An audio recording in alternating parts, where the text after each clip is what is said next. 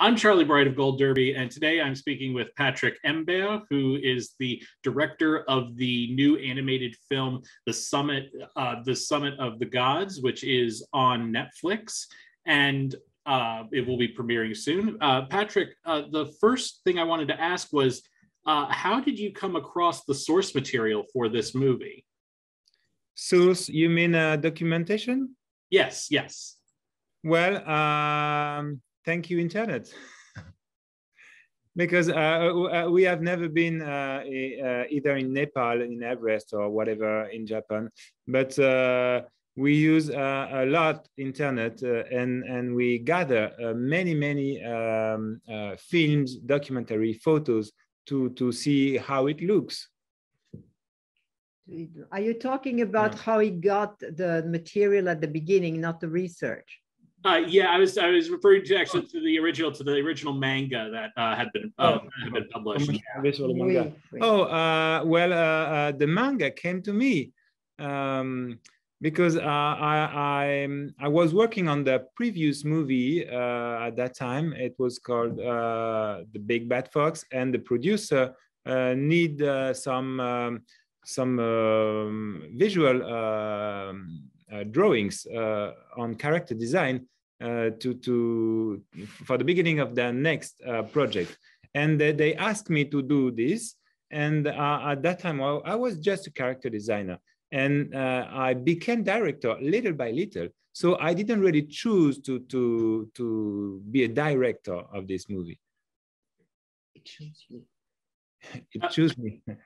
Did you find that as you came more into the role of being the director, that a lot of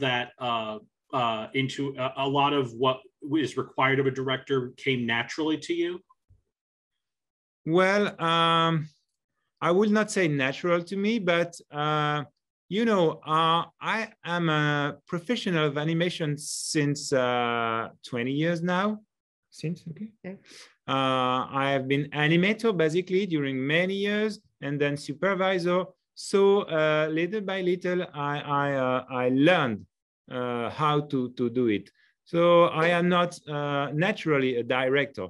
I became it also by living, because with the time you became mature. So I was maybe I was able to do this now. Then if I had to do it at the age of 20, maybe I will not be able to do this. So as I was saying, I was saying to you before we started recording, the scenes, the climbing scenes are so intense, whether it's whether it's of the various mountains or Everest. And I was wondering, did you consult with any professional climbers about what it's really like to scale those mountains in order to better show it in the movie? Definitely, we did. One of the consultants is a summiter. That means he reached the summit of the Everest, and he's a French guy, and he told us about his experience, and he told us how it was a lot of efforts to walk when you are very high, and he told us about the wind into the tent, dans le tissu de la tente. Yeah, in the fabric of the tent. And all these details that helps me to do the mountain scenes. And also we had the guy that helped us with all the material. And he came in the studio with the ropes, with the pythons. Yes. And he showed us all of these technical movements. However, sorry, I can add that that doesn't make the intensity of the scene. This is just a base for you to know how it works. But then you have to do the cinema work for making it intense. Well, piggybacking off of that, I can imagine how tough some of these scenes were to animate. And I'm wondering, were those scenes on the mountains the toughest scenes in the movie to animate? And if not, which ones were the hardest to animate? Well, that's a funny question. At the beginning, I thought that the most difficult will be the mountain scenes because of all these details and the equipment and the technical movements. So it is not easy, but it is doable if you do it right. But compared to this, there are some dialogue scenes, and I pay a lot of attention to these scenes because the animation in these scenes is very sober. So you cannot hide yourself behind some kind of de l'esbrouf, enfin, tu peux pas, swagger. Behind swagger. Yeah, you cannot hide behind swagger, and you have to be really, really precise. It is not necessary to animate too much, but you have to catch the right movement of the eyes, of the end, of whatever, and depending of what you want to say. So you have to know exactly what you want to tell to the audience before doing that. And this is, I think this is one of the most difficult parts. So this may be ignorance on my part, but I was curious as to how come you had all the characters speaking French, even though it was very obvious that they were, and a lot of the movie was set in Japan and that these characters were Japanese. I was just curious about that. Well, this is not a question. I am French, and the team is French, so we work in French.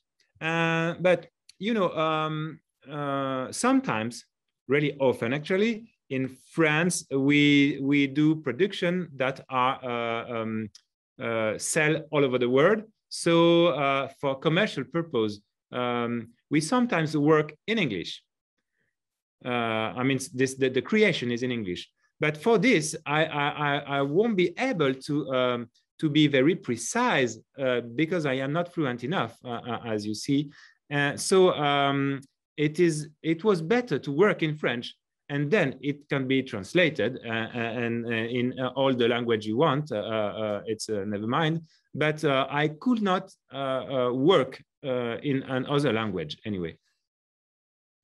One of the other absolutely amazing things about this movie is the score. The score is just, it absolutely just like wraps you up in it, and it's absolutely gorgeous.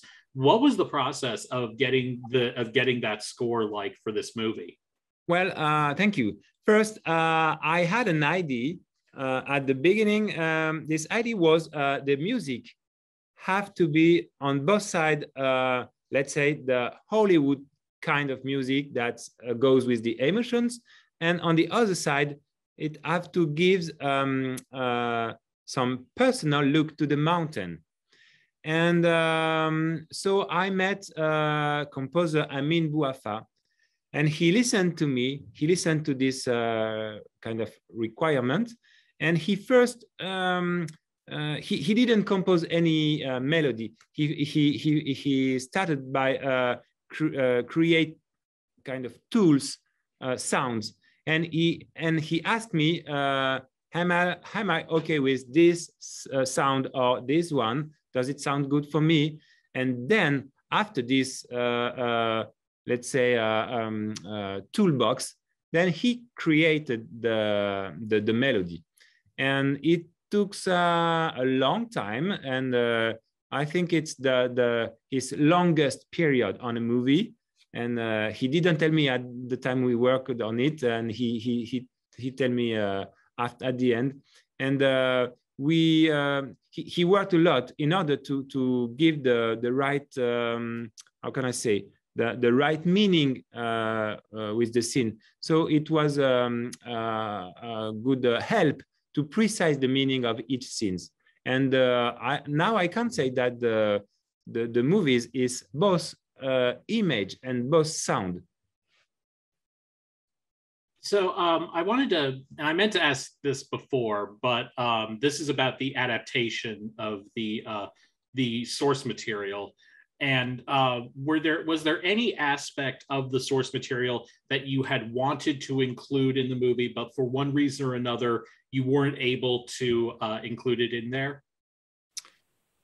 Well, yes, a little bit. Well, you always start a project with a little bit more things that than you know it will be at the end, because it's better to have some more. And because that some will goes out at some times. So yes, of course, I wanted to put many ideas, but you cannot put all. It's not good. I mean, so you have to do some sacrifice. Is that correct? Yeah. And it's better to have less, but better than a lot that is not good.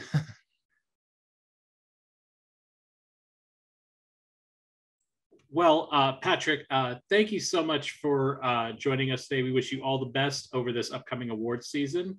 And to all of our viewers, please like this video, smash that subscribe button, and don't forget to go to goldderby.com and to make your predictions and see if you can outsmart the top prognosticators in Hollywood. Thanks so much again, Patrick. Thank you. Thank you so much. Bye.